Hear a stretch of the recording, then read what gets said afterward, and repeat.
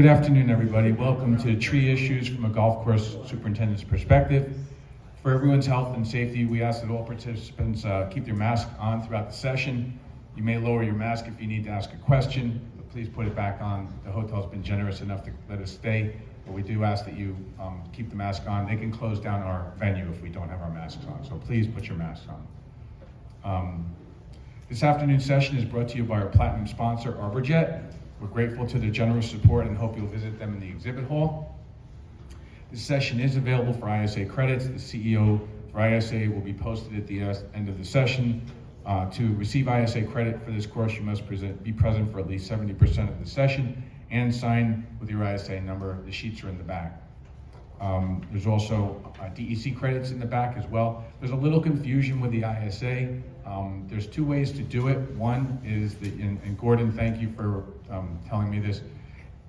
We can either submit for you based on the sign-in sheet that you have in the back, or we're going to give you a code at the end and you can submit for yourself. So there's two ways to do that. So either one of those is fine. Also, we are recording these sessions so that if you feel during the conference that you are conflicted and you want to go to one session or another, you can always go to one of the sessions and then we'll be making these available later for you for credit later. So you don't have to feel like you're torn if you see that there's something that you want to go to both of those sessions.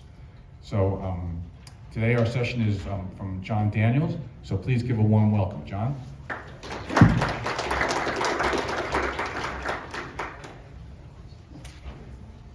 All right, thank you for joining. I actually just drove down from Providence, Rhode Island. We got quite a bit of snow yesterday. I don't know exactly how much you guys got here, but it was enough snow with the drift at my place up in Providence that my patio table was completely submerged below the snow.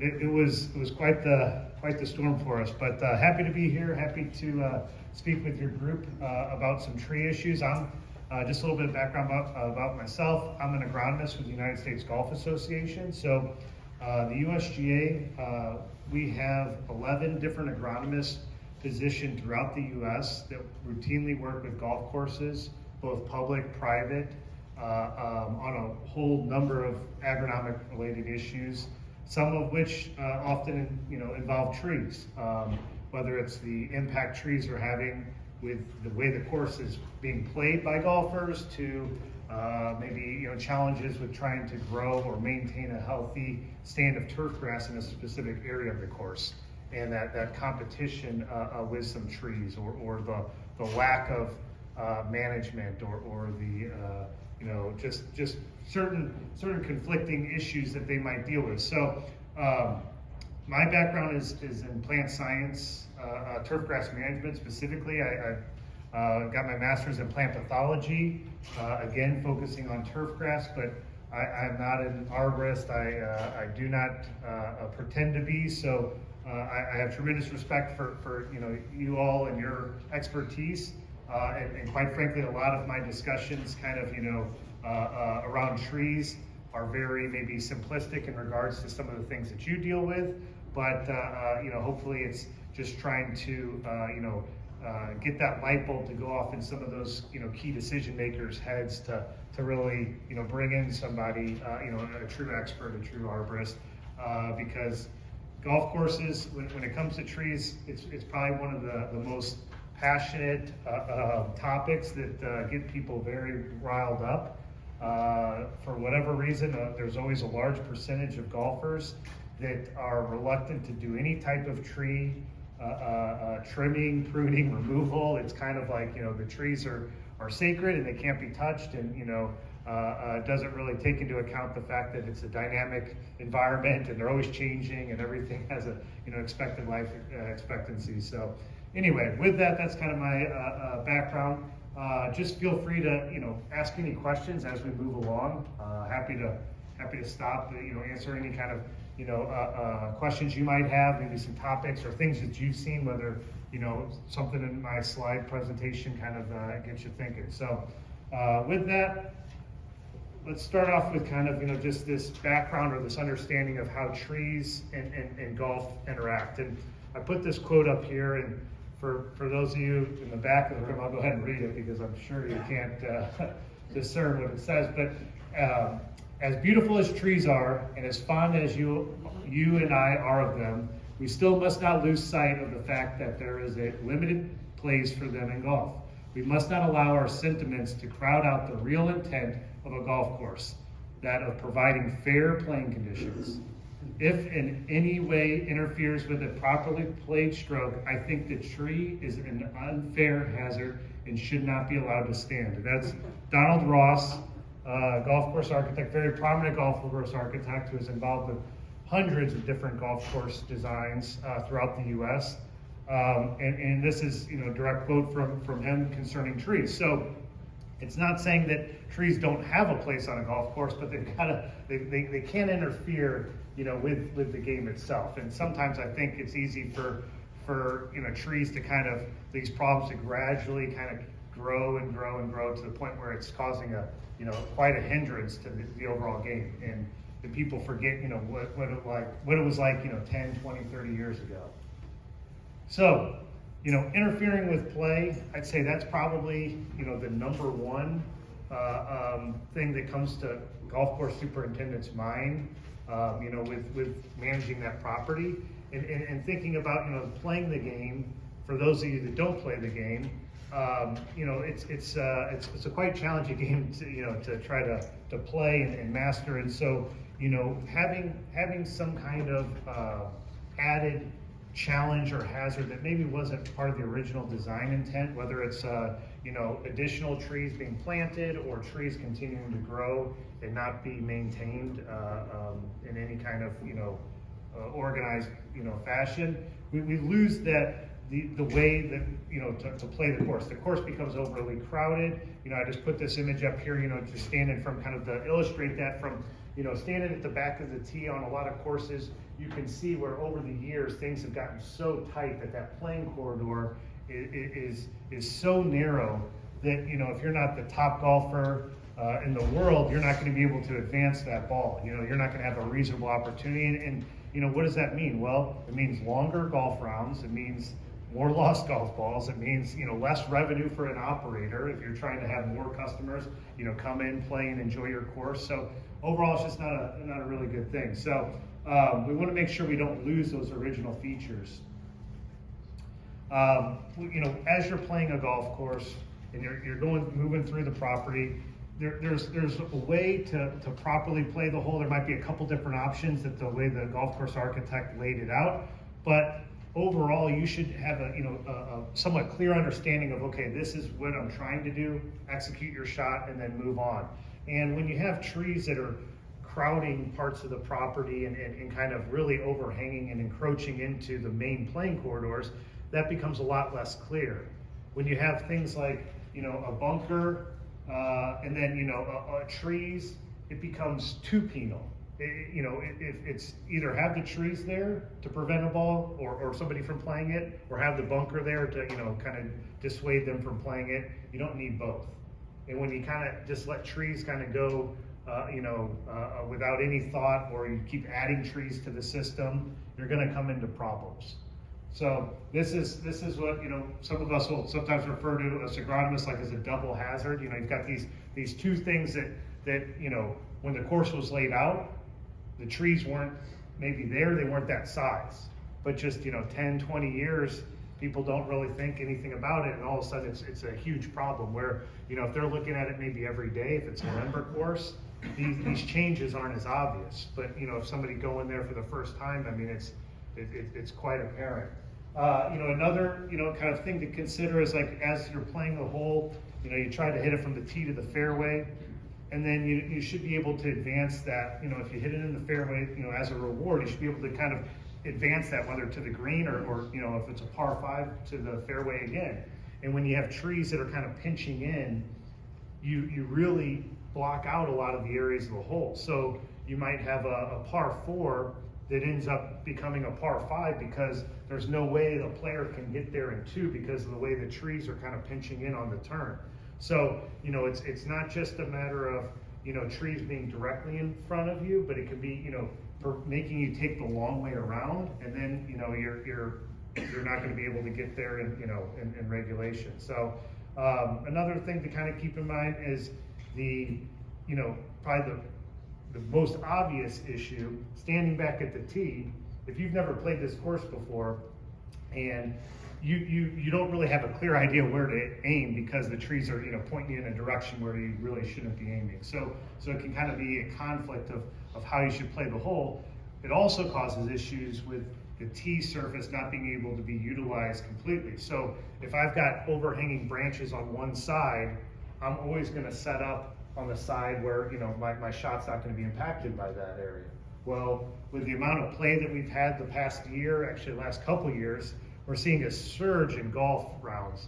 So tee damage and the inability to recover from divot damage from repeated play is a great concern on golf courses. And if we're only using 50%, 60% of our available tee surface because we've got some trees that are overhanging, that's not a good recipe for success, okay? So that's another thing that golf course superintendents are very keen on trying to correct. Another aspect, relating to playability is just the amount of debris that trees, can deposit on the playing surfaces. Whether we're talking about putting greens, fairways, or in this case, bunkers.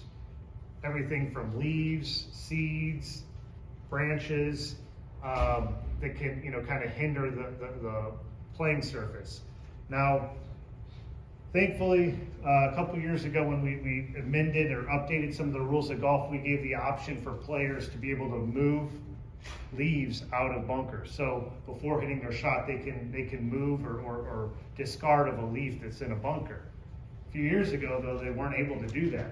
So golf courses spent a lot of time going around trying to always fight leaves in bunkers, keep them clean, because if they did it, the player had no choice but just to play it from that spot. So there's been a little bit of assistance, but still, if you've got bunkers that are being dominated or putting greens that are being dominated with leaves, just because they can move them doesn't mean that there's not a cost associated with that. Whether it's just slow play, golfer frustration, or frankly damage to the actual putting surfaces. So a lot of man hours go into clearing the putting surfaces, whether it's for play or whether it's to perform some type of maintenance activity like mowing and rolling.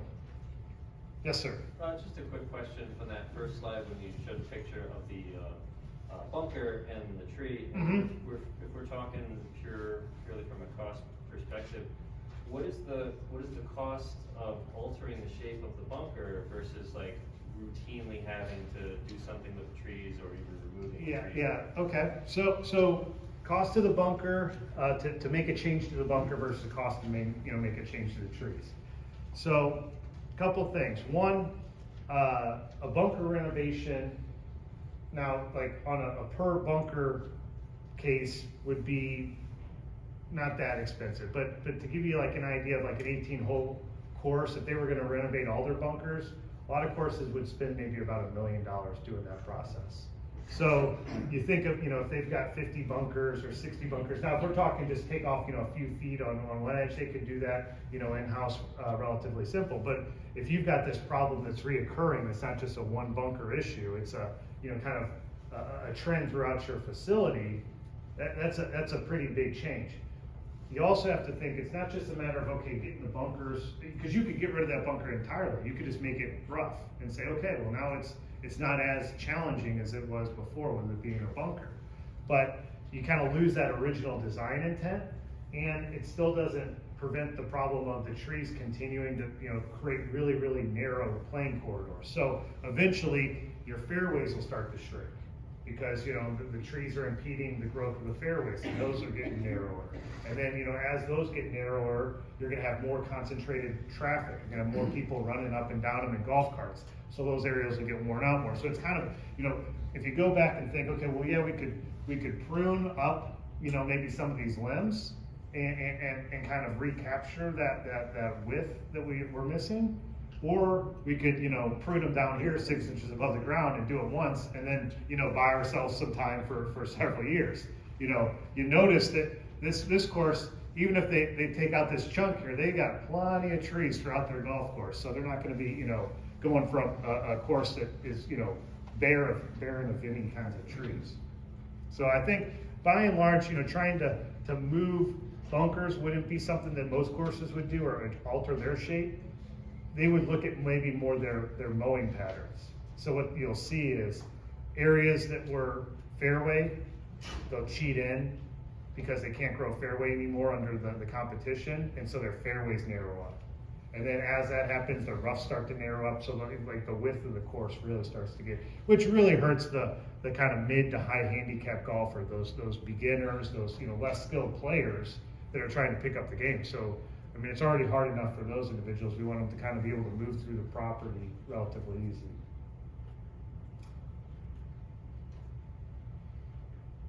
So again, just because a golfer can move leaves out of a bunker, they still got to find their golf ball. So as bunkers, especially in the fall, become filled with leaves, it's a lot of man hours go into trying to process all that leaf litter. But certain trees, I mean, they'll as will deposit leaves throughout the year, different times, branches, whatever kind of little wind event, windstorm, whatever. Weak branches, that especially in bunkers is a big concern.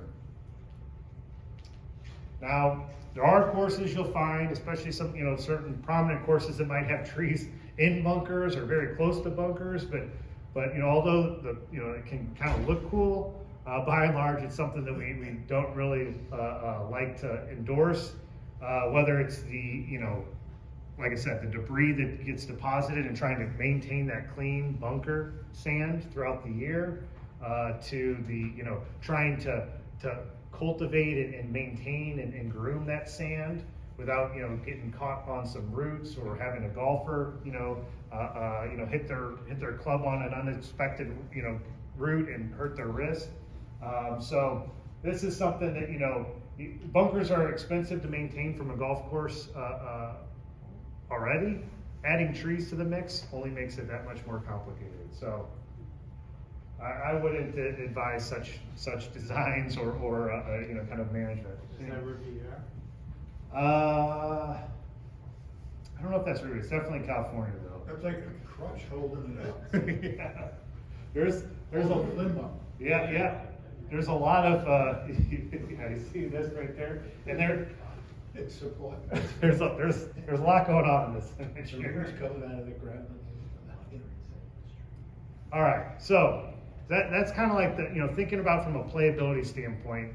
For those of you that don't play golf, that's probably maybe a little bit less intuitive than the next few sections I want to go over with, like something like shade. Okay, so anybody that has a home lawn, you can pick out the areas of your yard that do well, where they get plenty of sun, they get plenty of moisture, and then you can pick out the areas that are definitely struggling a little bit thinner. So even whatever golfer we talk to, they get this principle that grass needs sunlight just like all plants, and the reason that this area looks very healthy is it's getting a lot of sun, and this area isn't getting quite as much sun.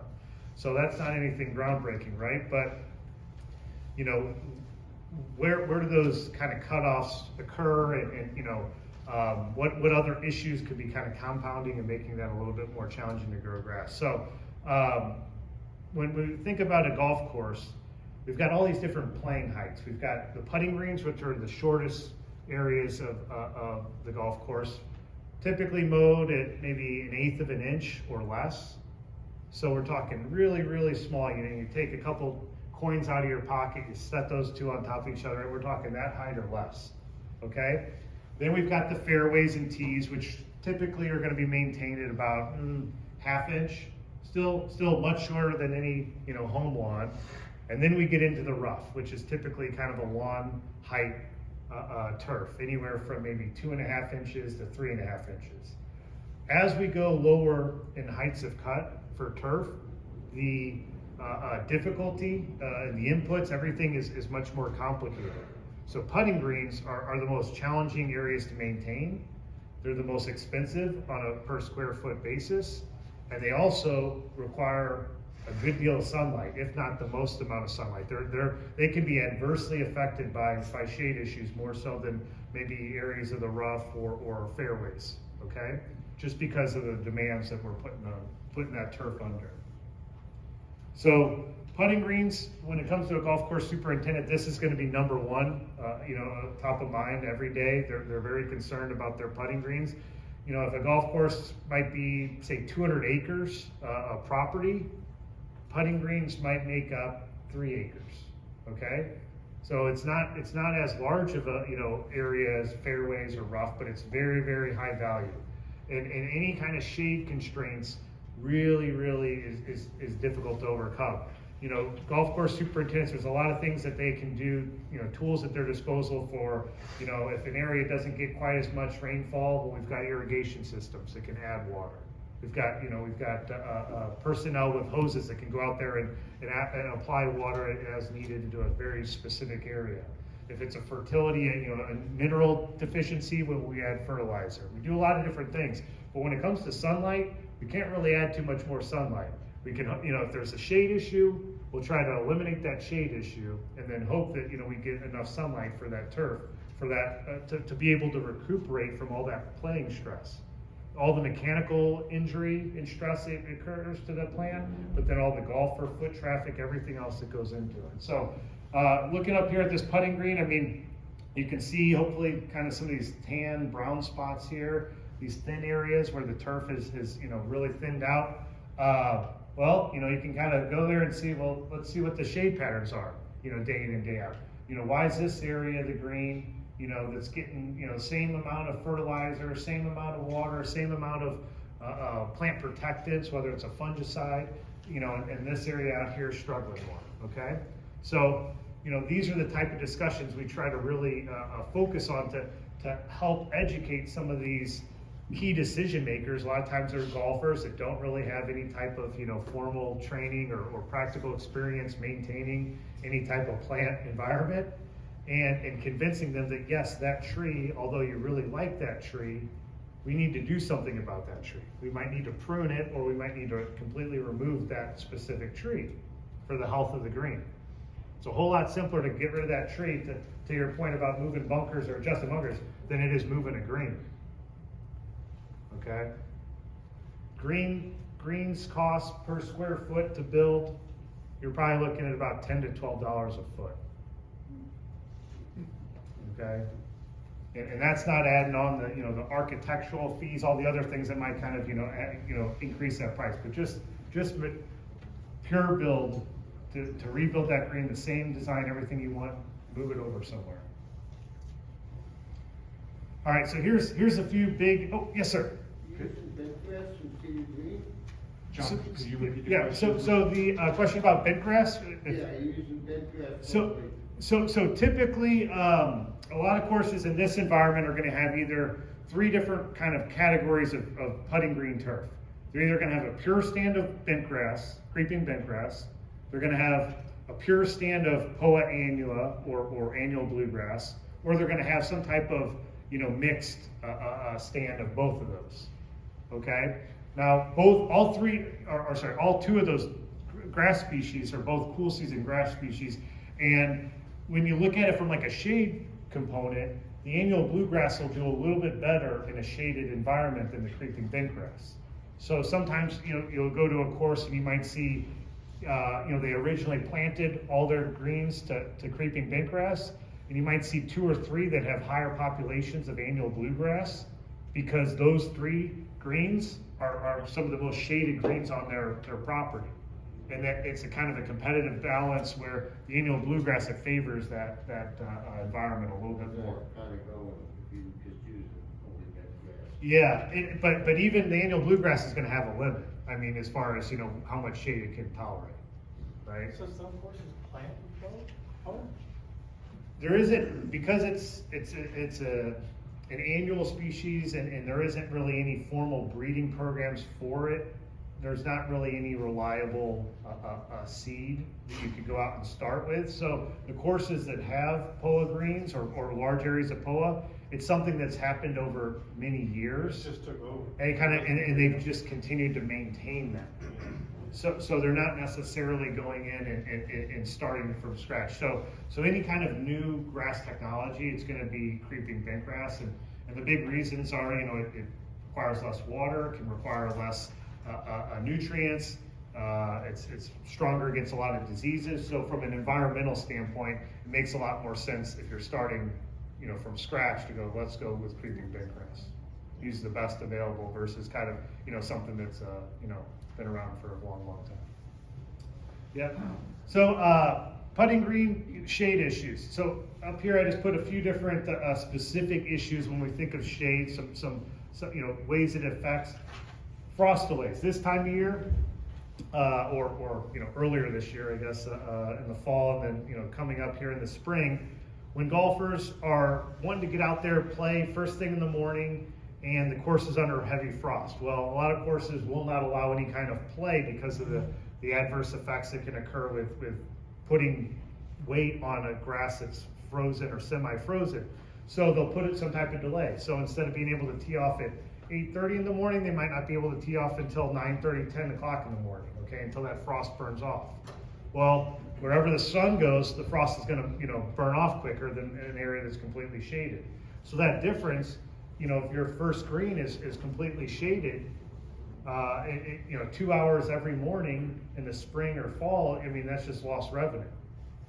Not to mention, if you're a private club, it's just the you know, getting pestered, you know, the superintendent's getting pestered by the members saying, can we go, can we go, can we go? And they're saying, you know, hold off, you know, they're trying to keep them at bay. So trying to make sure that you don't have any kind of delays, you know, in the spring and fall when we get a lot of frost. Another aspect, I mean, this winter injury, any kind of green damage, whether it's from ice damage or just, you know, some type of other issues, it's going to be worse in the shaded areas. The shaded greens are going to take it on the chin, or the part of the green that's shaded, you know, that might result in complete turf loss. So come out in the spring, I mean, that could be, you know, costly to repair. Delayed green up, even if you don't lose it, you're going to be slower coming out of the gate. So you're going to have less ability to recover from whether it's just regular spring play. You're going to have maybe turf thinning. You're going to have it's going to be tough to provide those conditions that golfers are trying to expect. And then all year long, especially in the summer, increased disease. If the surfaces stay wet, that increases the infection period, kind of that window for disease. A lot of our turf diseases are caused by fungal pathogens, so they require a certain level of leaf wetness on the turf surface.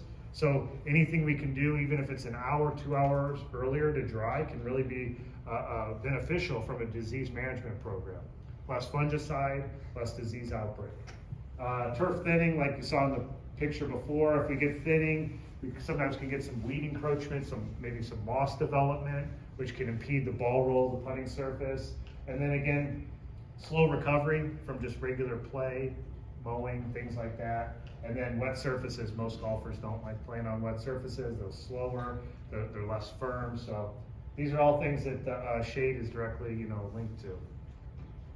Here's just an image I took a couple years ago, you know, looking at when we've got evergreens near greens. You know, it's even more concerning because the shade's there year round, right?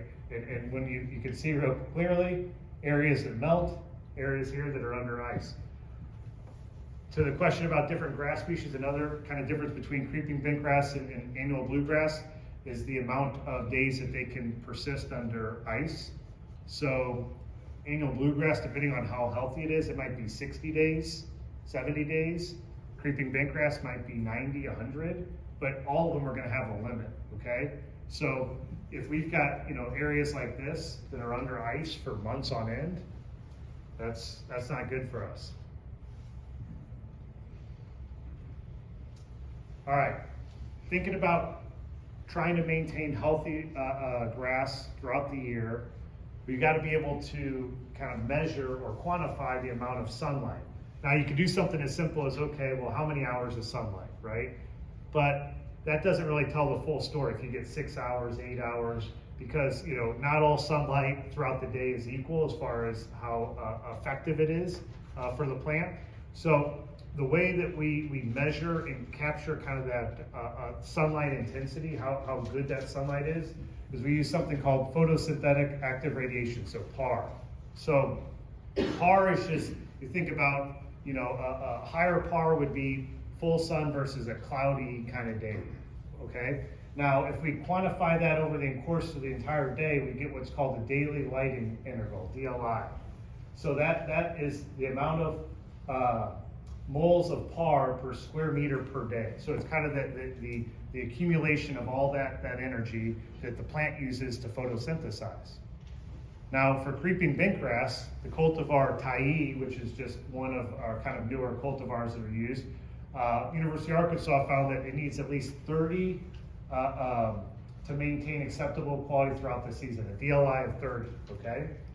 So warm season grasses are gonna need a little bit more, which we don't typically have in this part of the country, but if we don't have enough, this is what we end up with, okay? Throughout the season. It's not something that happens overnight. It's something that just is, you know, that inability for the turf grass to be able to withstand and recover from the stress that it's being put under. So here's just a quick little diagram showing kind of the differences in turf grass species. So for half the room that's in the back that won't be able to see any of this, down here on this end, the green ones, this is kind of the excellent category as far as our most shade tolerant turfgrass species. Annual bluegrass, top of that list, okay? That's why if in your backyard, if you've got a big maple or some other tree, maybe the only grass you can grow is gonna be annual bluegrass under there or near there. Fine fescues, tall fescues, those are also cool season grasses. They've got some relatively good shade tolerance. We kind of move down a little bit farther. We start getting into some of the warm season grasses.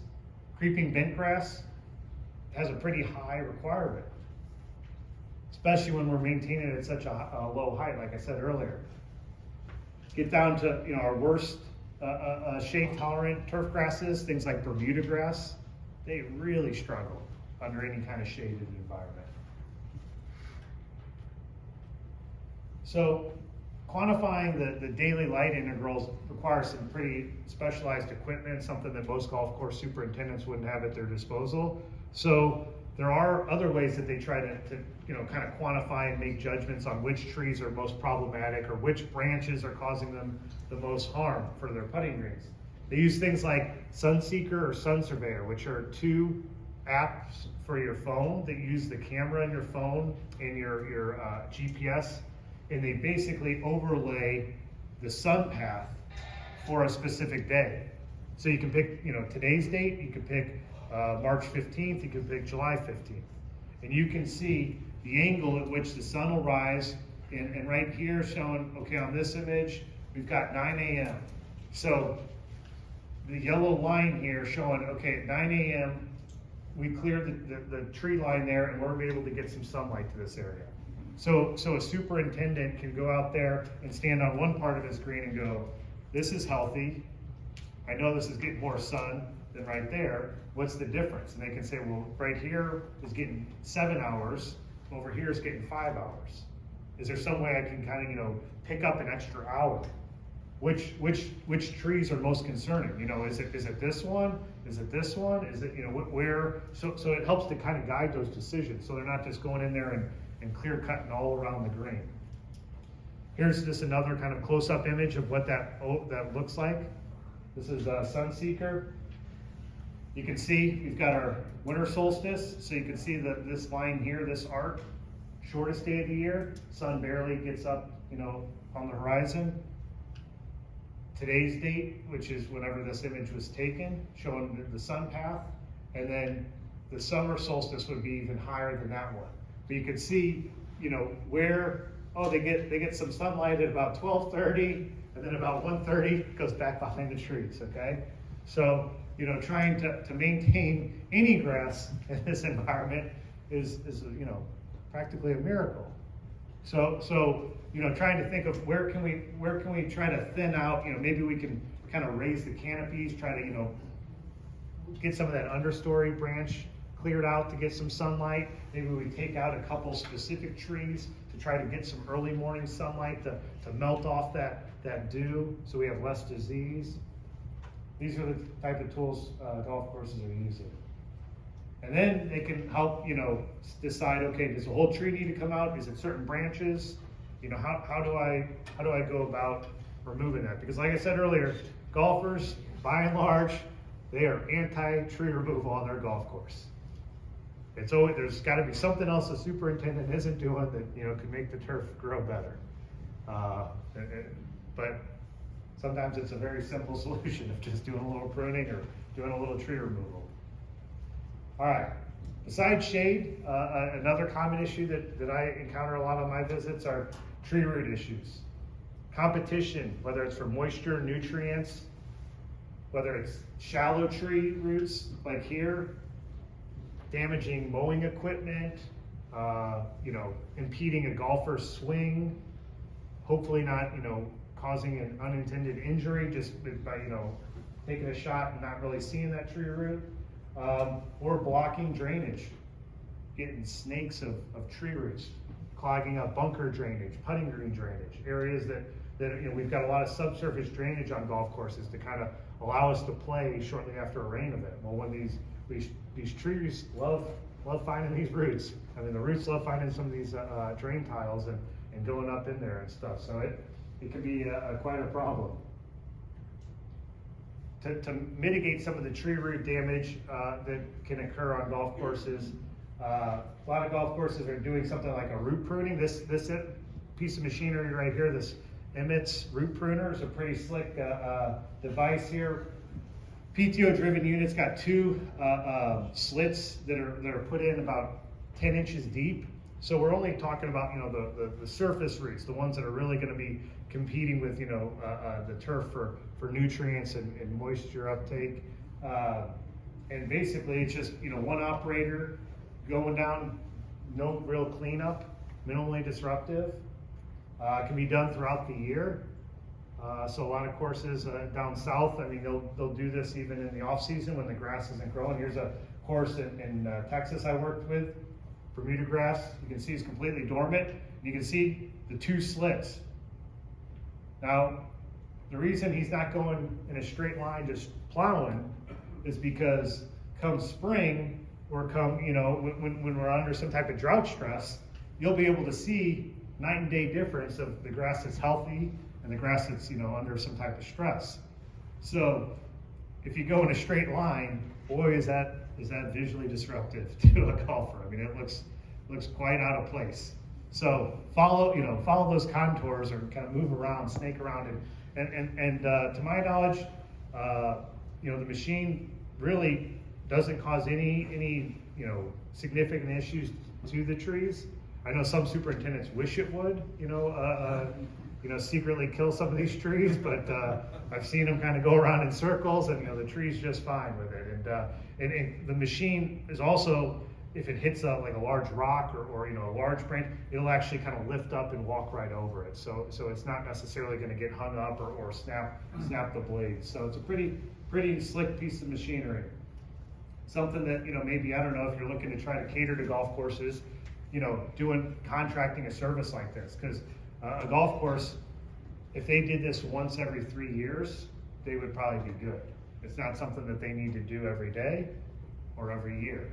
And a typical 18-hole golf course, one operator, as long as they know where all their sprinkler lines are buried, and they don't have to worry about trying to fix unintended damage, they could typically bang out an 18-hole course, lapping all the greens, all the fairways in about 1 to 2 days.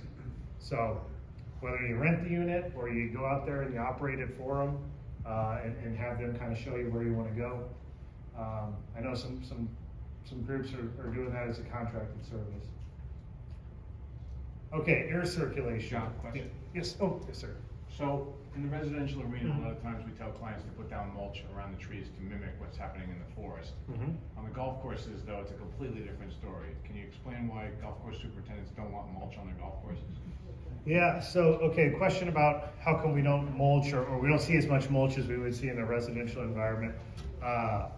From a golf course superintendent's perspective, mulch is expensive. You know, when they're talking, okay, whether it's pine mulch or some type of pine straw, whatever, it's you know, it can be quite pricey to do every year.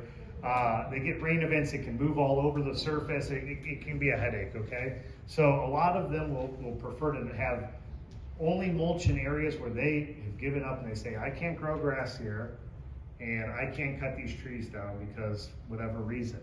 And that's where they'll do some mulching for, you know, weed control and just, you know, to kind of provide a better aesthetic look.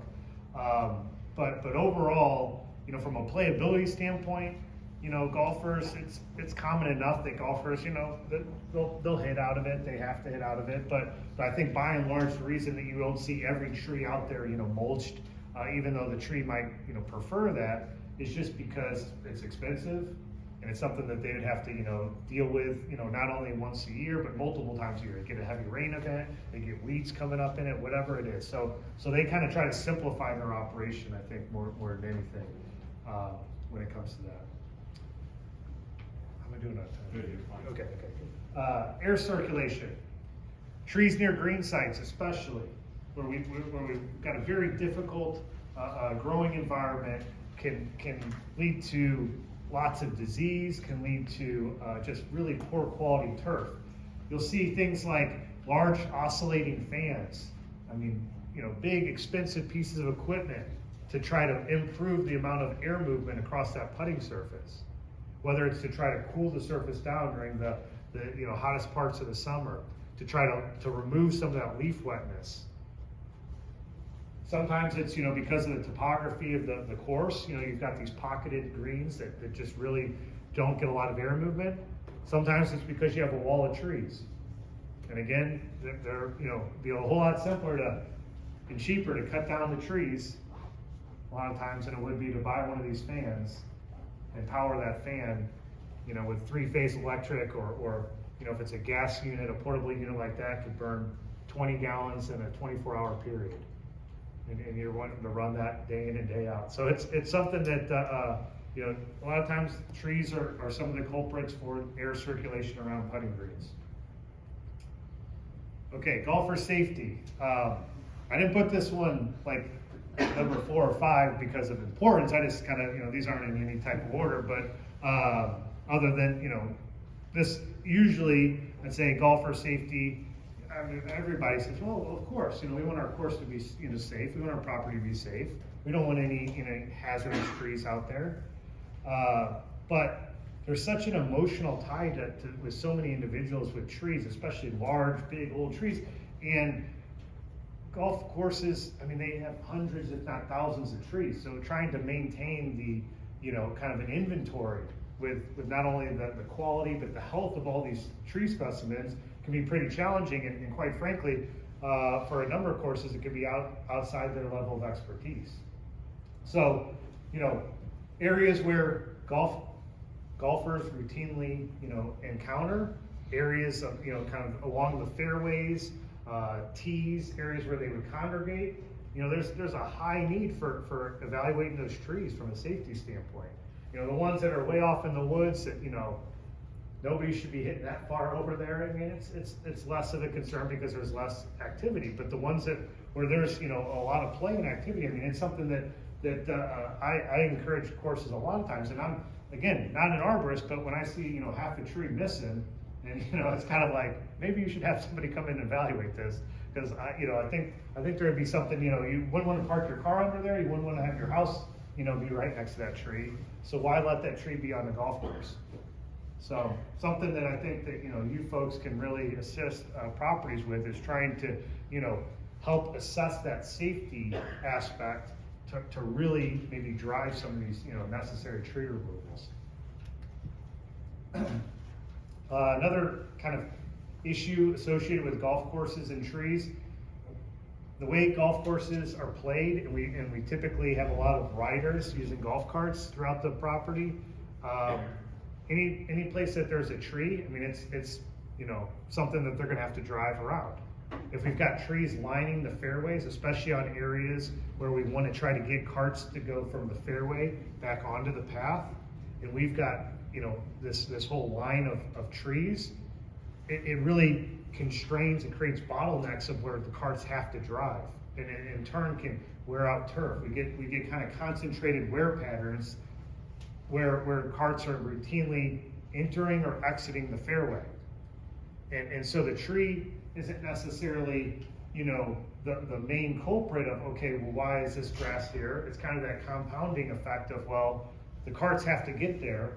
This is the only way they can get there because this is the only gap between the trees that makes sense. So yes, it's a combination of traffic. The golfers aren't going to give up their golf carts. So, I think the trees are going to be the next logical thing to try to address there. These are kind of the issues I'd say are a little bit less intuitive and kind of take a little bit more explaining for a golfer. When they're looking at that issue, their eyes are always down here. They're never looking up here. They're never looking kind of at the broader environment. So it might seem really simple to you folks. Like, well, obviously, yeah, you can't grow grass under a tree like that, or you put hundreds of golf carts on that every day. You're going to have some issues. Makes sense. But sometimes it's a little bit challenging, and superintendents have to try to explain, or that's what I do a lot during my visits is trying to help prevent some issues or potential issues like this, where let's plant a lot of trees because we want to block this row of houses, and they don't really think of the issue that's going to have on the playability, the way they move through the course from a traffic standpoint, pace of play, turf related issues, impact on the cart paths, all different things that this planting of somebody got a deal on these trees and they just followed that post hole digger every 3 or 4 feet. Again, damage to cart paths, depending on where you are in the country, it could be asphalt or concrete. Pretty expensive. I mean, again, cost of rebuilding bunkers. 18-hole course could spend in excess of $1 million. To rebuild all their cart paths could be in excess of $1 million.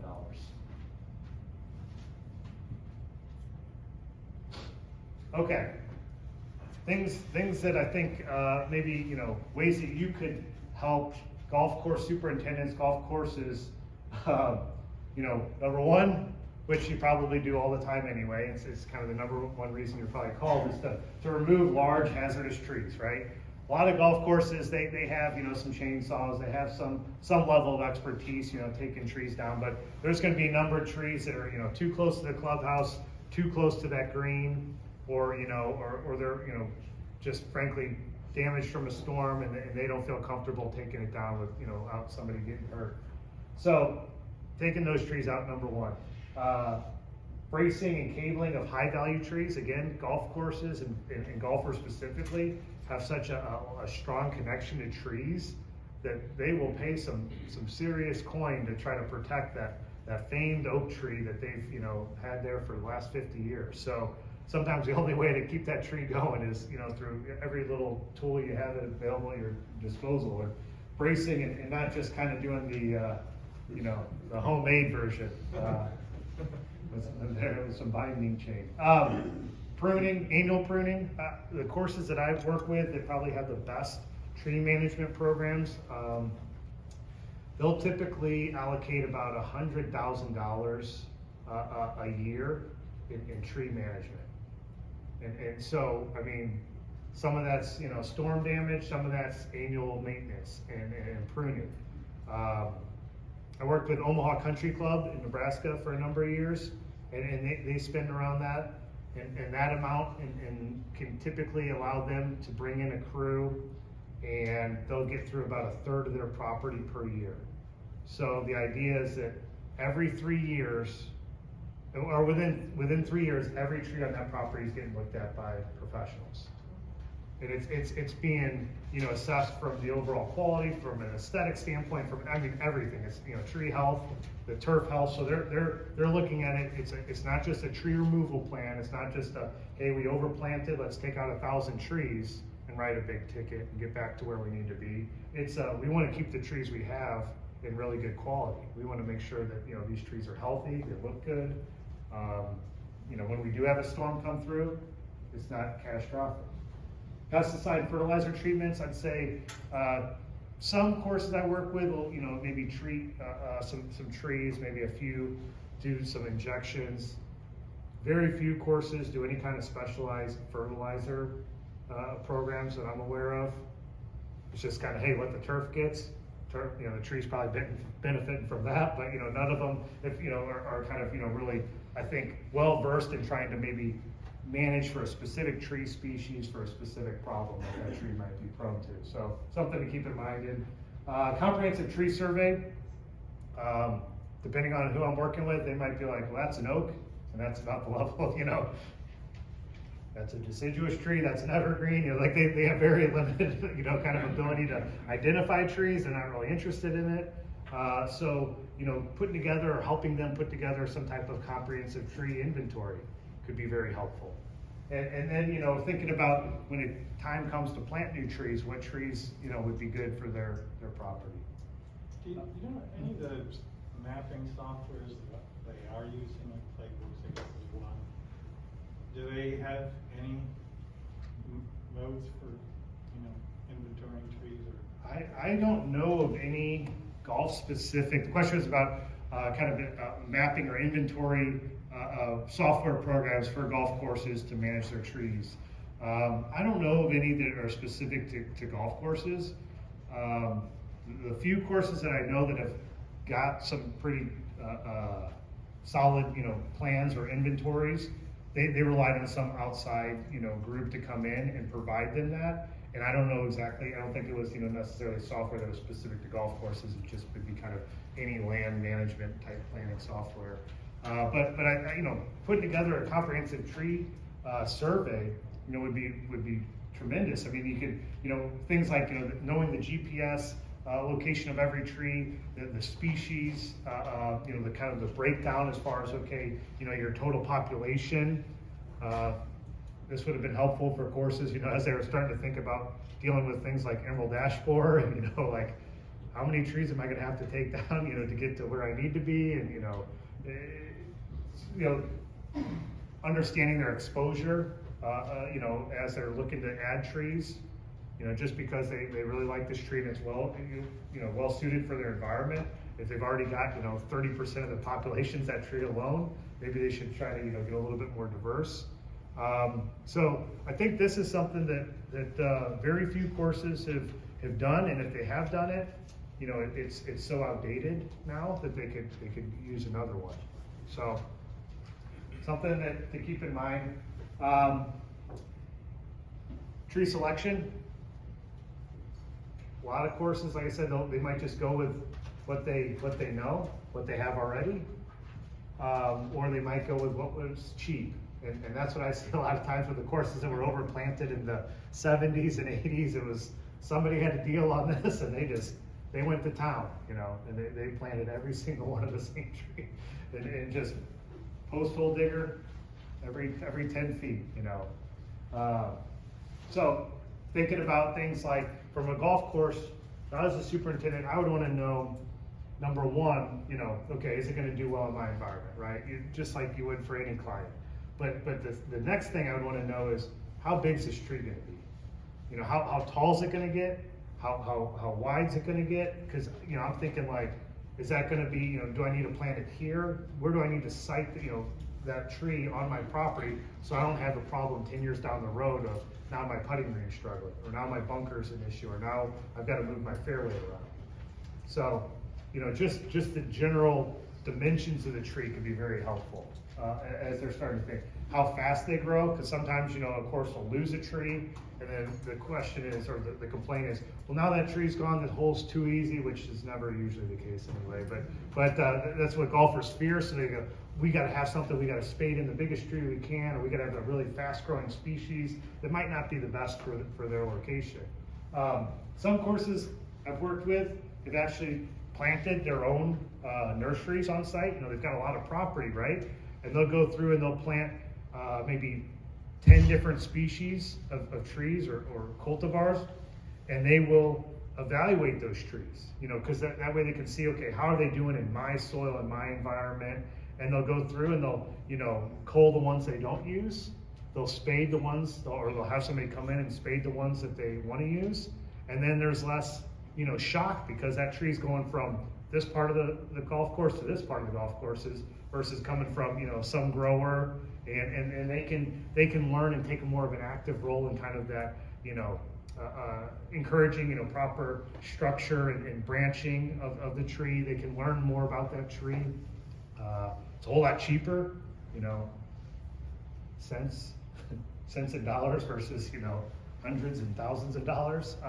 So something that, maybe a course you could, if you work with, you could kind of, instead of just saying, okay, we come in and we help you take out these hazardous trees, well, we can also help you maybe pick out some new trees. And it's not something of, oh, you buy the tree for me, here's some trees that I would recommend, and, why don't you plant some of these on your property, evaluate them firsthand, see what they look like in a few years.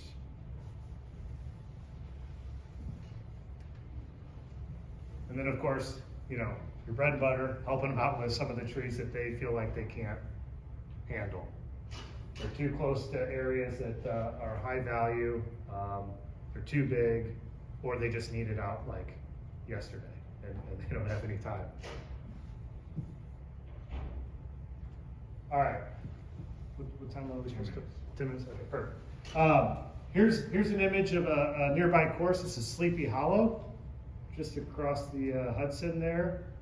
Looking at their par 3, number 16 hole, top left, 1920 image, original, 1990s. Whoa, where did all these trees come from?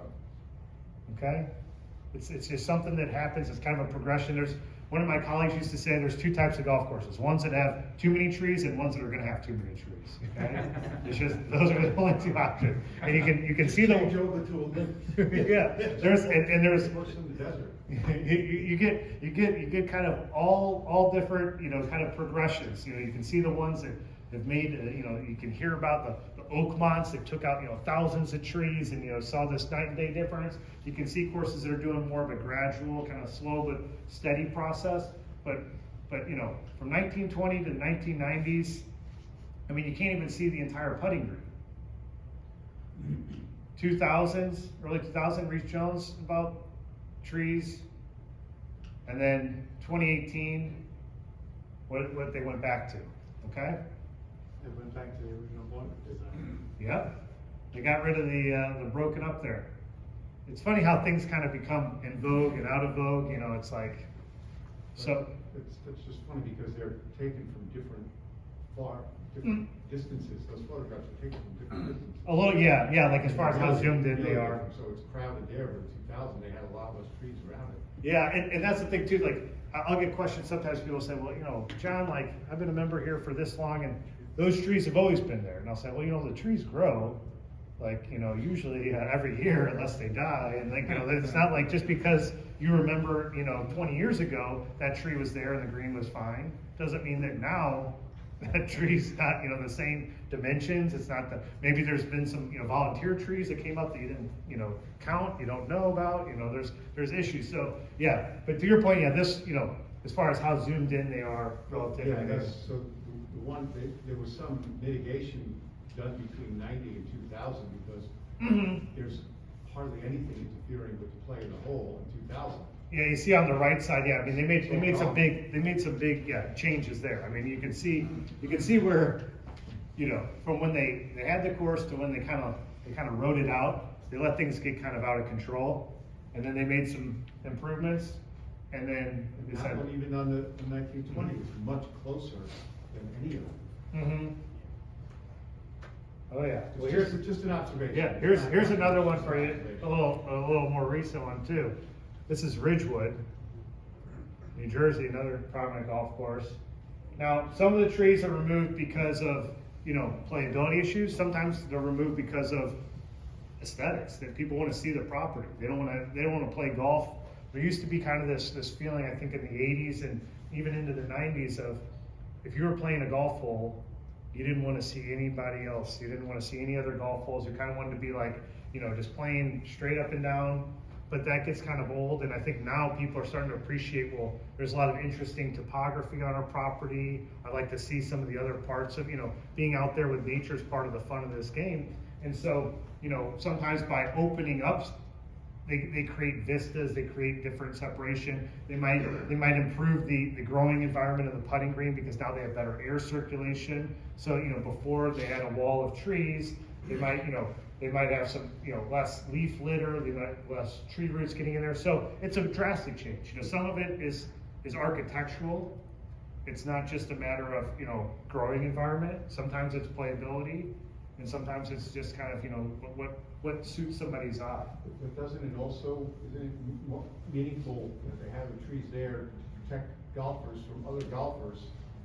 I mean, is there some sort of function? I'm not a golfer. Yeah, I know so there's some that's one of functionality. the comments I often hear. But like, you know, I'll usually say it's a whole lot easier for a center fielder to catch a pop fly that, you know, without a tree in front of them. Okay, so if you have a wall of trees, sometimes it provides a sense false of security. You know, because you've got this tree. Now, what it'll do is it'll deter somebody from like purposefully hitting there. So, for example, if you've got a road, and if somebody cuts the corner of that road, they gain some kind of advantage of playing that hole. It cuts off the distance of the hole. Well, putting a row of trees deters them from hitting there because now all of a sudden the tree hits the ball, it falls down, now they gotta punch out. It's not an advantage to try to play that way.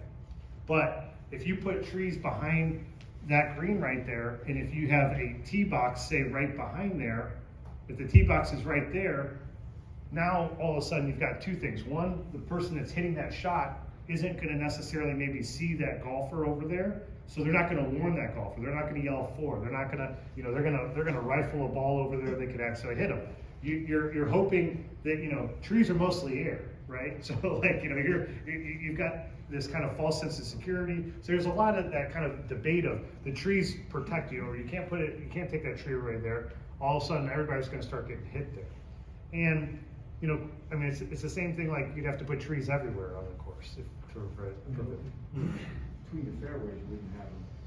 Yeah. You have rows between, I've worked on enough golf courses, I tend to have them, otherwise, it does seem a little chaotic. Yeah, if you don't have enough width to begin with. I mean, you know, so that's kind of It just appears sort of Mhm. chaotic, you know, it's not like a. Yeah. No, I get it. I mean, there's areas where it definitely makes sense, and it's more, you got to think of it as more of adjusting that aim point versus being a true wall. Okay, so if it adjusts somebody's aim point, then they're going to hit their shot. They're still going to hit errant shots, right? You know, you can't prevent somebody from going left and right, but you can prevent maybe them from aiming there to begin with. Now, I'd rather have, like I said, I'd rather have the ability to see the ball, react to it, and move out of the way than having a tree and having someone scream for, and then I'm kind of just like, you know, hope it doesn't hit the tree, hope it does. Okay, another question? Yeah, you need to get that out. 3 minutes. Okay. So, with trees being such a hot topic and people being very passionate, a number of golfers being very passionate about trees, and just the idea of cutting down a tree gets certain people really worked up. We have a lot of topics on trees that are very popular on our education content. So like some of it is catered to golfers, just trying to really give them a little bit of understanding of maybe some of the challenges of trying to grow healthy turf or the impact on playability, some of the different topics I covered. We also have some topics that are maybe a little bit more in depth, things like the daily light integral or the quality of sunlight or light that's filtered through different tree canopies. So we're researching to try to better develop grasses that can tolerate a certain level of shade, so we can grow grass in some of these environments that require less inputs. And so anyway, all this information's on our website, the USGA, under the green section. If you are interested in learning more about some of the different content or any kind of golf course management related issue, I'd encourage you to sign up for the Green Section Record. That's our online publication. It comes out twice a month. It's totally free. You're not going to get spammed with all kinds of advertisements or anything like that. It's twice a month email, and you can sign up right now by texting Green Section, so Green Section, all one combined word, to the number 22828, and you'll get a prompt for your email, and you can complete the sign up and be good to go. So, like I said, completely free. Take a picture of that or text it right now if you want to start getting that publication. It's just an email publication. Yes, sir. So, found this presentation very interesting. With all the conferences I've been to over my life, this is the first time I think I've seen one golf courses and trees. So, Okay, great. but my one question is, many questions. Yeah. You guys, golf course people don't like weeds on their turf.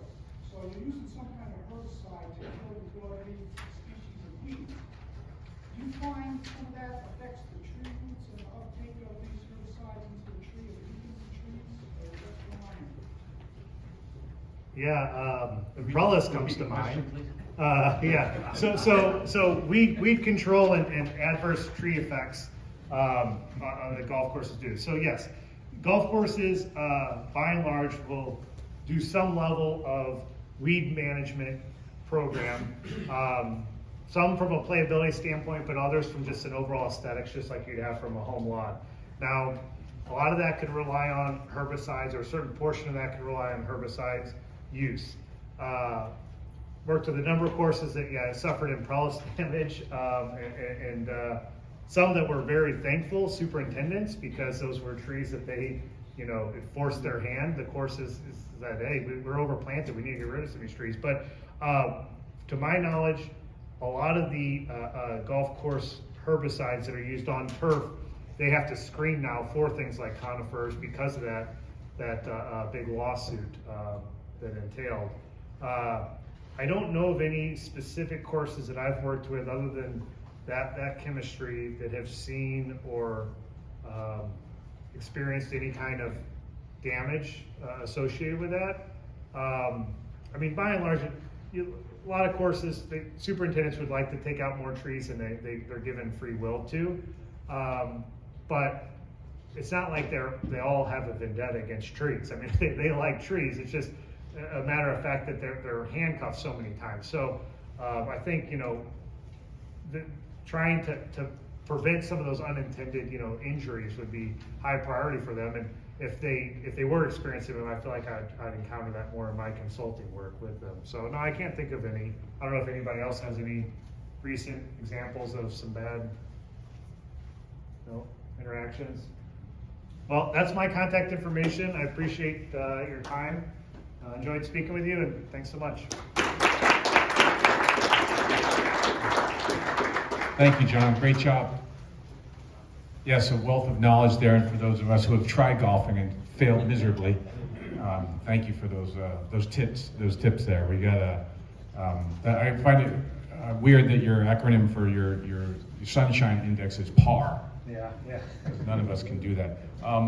So if you're submitting the code for the course, for the credit, the ISA code is ISA NY22031, NY22031, and the DEC code is NY224173324. Again, NY224173324. Next is a refreshment break. Please then join us in our next sessions. Our DEC session is integrating control methods for the Emerald Ash Borer. Our Tree Academy session is designing sites to fit desirable trees. Thank you.